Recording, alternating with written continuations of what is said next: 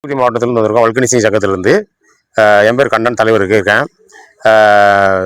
திருமல்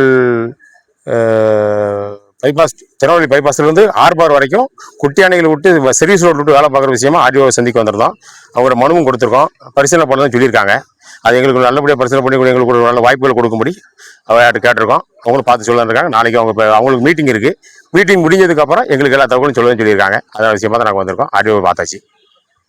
அவங்க ஒரு நல்ல தொழில் எங்களுக்கு வண்டியில் விட்டு வேலை பார்க்கறதுக்கு கொஞ்சம் சர்வீஸ் ரோட்டை தவிர மெயின் ரோட்டை விட்டு வேலை பார்க்கறதுனால அவங்க வண்டியில் எடுத்து சொல்லாங்க. விட்டு சொல்லி வேலைகளை பார்க்கக்கூடாத அளவுக்கு வண்டியில் எடுத்துகிட்டு போங்க அப்படின்னு சொல்லி தகவல் சொல்லியிருக்காங்க. நாங்களும் அது தகுந்தால ஒத்துழைக்கிறோம்னு சொல்லி தகவல் சொல்லியிருக்கோம். வேற ஒன்றும் அவங்க சொல்லலை.